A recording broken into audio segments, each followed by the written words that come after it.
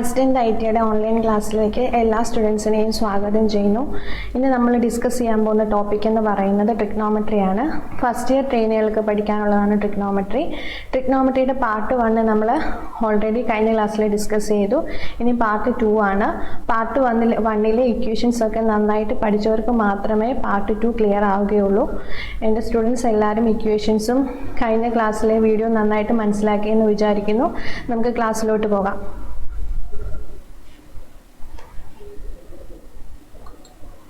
ഇതിനകത്ത് വരുന്നത് angle of എലിവേഷനും angle of ഡിപ്രഷനുമാണ്. നമ്മൾ ഹൈറ്റും ഡിസ്റ്റൻസും കണ്ടുപിടിക്കാനുള്ള പ്രോബ്ലംസ് ആണ് ഈ വീഡിയോയിൽ ഉൾക്കൊള്ളിച്ചേക്കുന്നത്.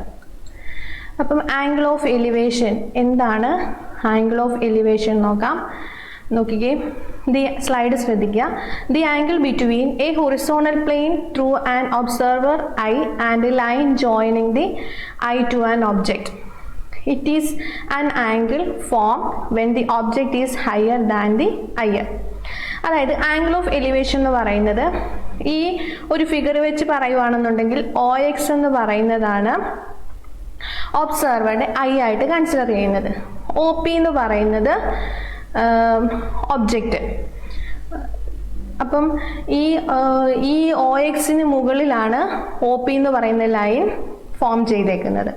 അപ്പം ഒബ്സർവറുടെ ഐക്ക് മുകളിലാണ് ഒബ്ജക്റ്റ് വരുന്നത്.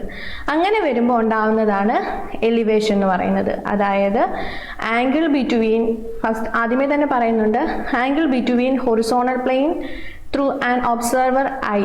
അതായത് ഹൊറിസോണൽ പ്ലെയിനും ഇതാണ് ഹൊറിസോണൽ പ്ലെയിനും അതേപോലെ തന്നെ ഒബ്സർവർ ഐയും തമ്മിലുണ്ടാക്കുന്ന ആംഗിളിനെയാണ് എന്തെന്ന് പറയുന്നത്? ആംഗിൾ ഓഫ് എലിവേഷൻ എന്ന് പറയുന്നത്. അവിടെ ഒരു കണ്ടീഷനും കൂടി വരുന്നുണ്ട്. ഈ ഒബ്ജക്റ്റ് എന്ന് പറയുന്നത് ഐക്ക് മുകളിലായിരിക്കും. ഈ ഒബ്ജക്റ്റ് ഐക്ക് മുകളിൽ വരുമ്പോഴാണ് എലിവേഷൻ വരുന്നത്. അപ്പം ആംഗിൾ ഓഫ് എലിവേഷൻ ആണെങ്കിലും അതേപോലെ തന്നെ ആംഗിൾ ഓഫ് ഡിപ്രഷൻ പറയുവാണെങ്കിലും നമ്മൾ പറയുന്ന ഒരു കണ്ടീഷൻ എന്ന് പറയുന്നത് ഒബ്സർവറുടെ ഐയും അതേപോലെ ഒബ്ജക്റ്റിനും ഇടയിൽ ഉണ്ടാവുന്ന ആംഗിളിനെയാണ് എലിവേഷൻ അല്ലെങ്കിൽ ഡിപ്രഷൻ എന്ന് പറയുന്നത്. പക്ഷേ എലിവേഷൻ വരണമെങ്കിൽ അവിടെ ഒരു കണ്ടീഷൻ ഉണ്ട്. ഐക്ക് മുകളിലായിരിക്കണം എന്ത് വരേണ്ടത്? ഒബ്ജക്റ്റ് വരേണ്ടത്. നോക്കിക്കേ, OX is the line through observers I. OX എന്ന് പറയുന്നത് ഒബ്സർവറിൻ്റെ ഐ ആയിട്ട് കൺസിഡർ ചെയ്യുവാണെങ്കിൽ OP എന്ന് പറയുന്നതാണ് ഒബ്ജക്റ്റ്. അപ്പം ഈ രണ്ട് ലൈനുകൾക്കിടയിൽ ഉണ്ടാകുന്ന ഈ ആംഗിളിനെയാണ് എന്തെന്ന് പറയുന്നത്? എലിവേഷൻ എന്ന് പറയുന്നത്.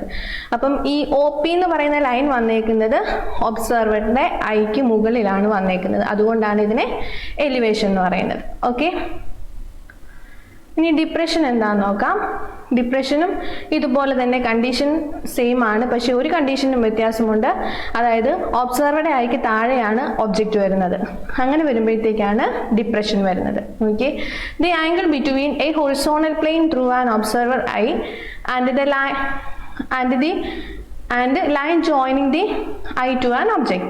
It is an angle formed when the object is lower than the eye. ഐക്ക് താഴെ ആയിരിക്കും എന്ത് വരുന്നത്? ഡിപ്രഷൻ ആണെങ്കിൽ ഒബ്ജക്റ്റ് വരുന്നത്. നോക്കിക്കേ, OX എന്ന് പറയുന്നത് ഒബ്സർവറുടെ ഐ, OQ എന്ന് പറയുന്നതാണ് നമ്മൾ ഒബ്ജക്റ്റ്. അപ്പം ഇതിനിടയിൽ ഉണ്ടാകുന്ന ആംഗിളാണ് angle of depression. Angle of elevation ആണെങ്കിൽ ഒബ്സർവറുടെ ഐക്ക് മുകളിൽ വരും. ഡിപ്രഷൻ ആണെങ്കിൽ ഒബ്സർവറുടെ ഐക്ക് താഴെ വരും. നമുക്ക് 2-3 പ്രോബ്ലം നോക്കാം. Find the angle which the ladder makes with the ground if the foot of a 4.5 meter long ladder is placed at 1 meter away from the wall. നോക്കിക്കേ, ഇതാണ് ലാഡർ. AC എന്ന് പറയുന്നതാണോ ലാഡർ. ഈ വോളിൽ ചാരി വെച്ചേക്കുവാണ് എന്തെന്ന് പറയുന്നത്? ലാഡർ. അപ്പം ഈ വോളും ലാഡറും തമ്മിലുള്ള ഈ ഡിസ്റ്റൻസ് BC എന്ന് പറയുന്നത് 1 മീറ്റർ ആണ്. നമ്മളോട് ചോദിച്ചേക്കുന്ന question find the angle which the ladder makes with the ground. അതായത് ഗ്രൗണ്ടുമായിട്ടുണ്ടാക്കുന്ന ആംഗിൾ എത്രയാണെന്നാണ് നമ്മളോട് ചോദിച്ചേക്കുന്നത്. നമ്മൾ കഴിഞ്ഞ ക്ലാസ്സിൽ കുറേ ഇക്വേഷൻസ് പഠിച്ചായിരുന്നു. ആ ഇക്വേഷൻസ് അറിഞ്ഞിരുന്നാൽ മാത്രമേ നമുക്ക് ഈ പ്രോബ്ലം സോൾവ് ചെയ്യാൻ പറ്റത്തുള്ളൂ. നോക്കിക്കോ, നമുക്ക് കണ്ടുപിടിക്കേണ്ടത് ഈ ആംഗിളാണ് കണ്ടുപിടിക്കേണ്ടത്. ആംഗിൾ C ആണ് കണ്ടുപിടിക്കേണ്ടത്. അപ്പം നമ്മുടെ കയ്യിലുള്ളത് ഉള്ളതെന്ന് പറയുന്നത് റൈറ്റ് ആംഗിൾ ട്രയാംഗിൾ വെച്ച് നമ്മൾ പറയുവാണെങ്കിൽ ഇതെന്ന് പറയുന്നത് എന്തുവാ ഹൈപ്പോട്ടന്യൂസും, ഇതെന്ന് പറയുന്നത് എന്തുവാ അഡ്ജസൻറ്റ് സൈഡും, ഇത് ഓപ്പോസിറ്റ് സൈഡുമാണ്. ഇത് ഹൈപ്പോട്ടന്യൂസ്, അതായത് എ സി എന്ന് പറയുന്നത് ഹൈപ്പോട്ടന്യൂസ്, ബി സി എന്ന് പറയുന്നത് അഡ്ജസൻറ്റ് സൈഡ്, എ ബി എന്ന് പറയുന്നത് ഓപ്പോസിറ്റ് സൈഡ്. അപ്പം ഇവിടെ നമുക്ക് തന്നേക്കുന്നത് അഡ്ജസൻറ്റ് സൈഡും അതേപോലെ ഹൈപ്പോട്ടന്യൂസും ആണ് തന്നേക്കുന്നത്. അപ്പം അഡ്ജസൻറ്റ് സൈഡും ഹൈപ്പോട്ടന്യൂസും വരുന്ന ഇക്വേഷൻ ഏതാണെന്ന് നോക്കുക. ഏതാ വരുന്നത്? കോസിൻ്റെ ഇക്വേഷൻ അല്ലേ വരുന്നത്. കോസ് വരുമ്പോൾ എന്താ വരുന്നത്? Adjacent side by hypotenuse. അപ്പം ഇവിടെ കണ്ടുപിടിക്കേണ്ടത് നമുക്ക് കോസ് തീറ്റയാണ് കണ്ടുപിടിക്കേണ്ടത്. എങ്ങനെ നമുക്ക് കോസ് തീറ്റയാണ് കണ്ടുപിടിക്കേണ്ടതെന്ന് മനസ്സിലായെന്ന് നോക്കിക്കേ. നമുക്ക് തന്നേക്കുന്ന ഡീറ്റെയിൽസ്, ഇതൊരു റൈറ്റ് ആംഗിൾഡ് ട്രയാങ്കിൾ ആണ്. റൈറ്റ് ആംഗിൾഡ് ട്രയാങ്കിൾ നമുക്ക് ആംഗിൾ സി, ഇതാണ് കണ്ടുപിടിക്കുക. ആംഗിൾ സി ആണ് നമുക്ക് കണ്ടുപിടിക്കേണ്ടത്. നമുക്ക് തന്നേക്കുന്ന ഡീറ്റെയിൽസ് വെച്ച് നോക്കുമ്പം എ സി എന്ന് പറയുന്നത് ഹൈപ്പോട്ടന്യൂസും ബി സി എന്ന് പറയുന്നത് അഡ്ജസൻറ്റ് സൈഡുമാണ്. അഡ്ജസൻറ്റ് സൈഡ് ബൈ ഹൈപ്പോട്ടന്യൂസ് എന്ന് പറയുന്നതാണ് കോസ് തീറ്റ. അപ്പം നമുക്ക് കോസ് തീറ്റ കണ്ടുപിടിക്കുക. കോസ് തീറ്റ കണ്ടുപിടിക്കുമ്പോൾ നമുക്ക് ഈ ആംഗിൾ കിട്ടത്തില്ലേ? അപ്പം cos theta equal to B C, B C എന്ന് പറയുന്നത് അഡ്ജസൻറ്റ് സൈഡ്, എ സി എന്ന് പറയുന്നത് ഹൈപ്പോട്ടന്യൂസ്. ഇനി വാല്യൂ സബ്സ്റ്റിറ്റ്യൂട്ട് ചെയ്യുന്നു. ബി സി എന്ന് പറയുന്നത് 1 മീറ്ററും എ സി എന്ന് പറയുന്നത് 4.5 മീറ്ററും. അപ്പം കോസ് തീറ്റ എന്ന് പറയുന്നത് 0.22 എന്ന് കിട്ടി. കോസ് തീറ്റയാണ് 0.22. ഇനി തീറ്റ എത്രയാണെന്ന് കണ്ടുപിടിക്കേണ്ടത്? Theta equal to cos inverse 0.22. അത് ചെയ്യുമ്പോൾ നമുക്ക് 77 ഡിഗ്രി 10 മിനിറ്റ് എന്ന് കിട്ടും. അപ്പോൾ ഈ ആംഗിൾ എന്ന് പറയുന്നത് 77 ഡിഗ്രി 10 മിനിറ്റ് എന്ന് കിട്ടും. ഓക്കെ, അടുത്ത് നോക്കിക്കേ. ഒരു ഫിഗർ തന്നിട്ടുണ്ട്, അതിനകത്ത് കുറച്ച് ഡീറ്റെയിൽസും തന്നിട്ടുണ്ട്, അതിനകത്ത് കുറച്ച് കാര്യങ്ങൾ തന്നിട്ടില്ല, അത് കണ്ടുപിടിക്കണം. അപ്പം ഇതിനകത്ത് ആൽഫ തന്നിട്ടുണ്ട്, അതായത് ഈ ഒരു ആംഗിൾ തന്നിട്ടുണ്ട് 75 ഡിഗ്രി. ഇനിയും ബി, അതായത് ഈ ഡിസ്റ്റൻസ് തന്നിട്ടുണ്ട്, സ്മോൾ ബി എന്ന് പറയുന്നത് 3 മീറ്ററിന് തന്നിട്ടുണ്ട്. നമുക്ക് ഈ ഹൈറ്റും കണ്ടുപിടിക്കണം, ഈ ലെങ്തും കണ്ടുപിടിക്കണം. നമുക്ക് 2 ഡീറ്റെയിൽസ് ആണ് തന്നേക്കുന്നത്. ആംഗിളും തന്നിട്ടുണ്ട്, ഒരു സൈഡും തന്നിട്ടുണ്ട്. അപ്പം ഇത് വെച്ച് നമുക്ക് എന്ത് കണ്ടുപിടിക്കാമെന്ന് നോക്കാം. ഇപ്പം കോസ് 75 ചെയ്യുമ്പോഴത്തേക്കും നമുക്ക് എന്ത് കിട്ടും? എല്ല് കിട്ടും. അതായത് കോസ് എന്ന് പറയുമ്പോഴത്തേക്കും എന്താ വരുന്നത്? Adjacent side by hypotenuse. അപ്പം കോസ് 75 എന്ന് പറയുമ്പം അഡ്ജസൻറ്റ് സൈഡ് എന്ന് പറയുന്നത് ബി, ഹൈപ്പോട്ടന്യൂസ് എന്ന് പറയുന്നത് എൽ. ബിയുടെ വില നമുക്ക് ക്വസ്റ്റിനകത്ത് തന്നിട്ടുണ്ട് 3 മീറ്റർ, 3/L. ഇനി കോസ് 75 എത്രയാണെന്ന് നമുക്ക് ടേബിൾ നോക്കി കണ്ടുപിടിക്കാം. അപ്പം കോസ് 75 എന്ന് പറയുന്നത് 0.2588 ആണ്. അപ്പം 0.2588 ഈക്വൽ ടു 3/L. ഇതിനകത്തുനിന്ന് എല്ല് കണ്ടുപിടിക്കാമല്ലോ. L equal to 3/0.2588. ഇത് ചെയ്യുമ്പോഴത്തേക്ക് നമുക്ക് എൽ എന്ന് പറയുന്നത് 11.59 മീറ്റർ എന്ന് കിട്ടും. അതായത് ഈ ഡിസ്റ്റൻസ് നമുക്ക് 11.59 മീറ്റർ എന്ന് കിട്ടി. ഇനി നമുക്ക് എന്താ കണ്ടുപിടിക്കേണ്ടത്? ഇനി നമുക്ക് കണ്ടുപിടിക്കേണ്ടത് എച്ച് ആണ് കണ്ടുപിടിക്കേണ്ടത്.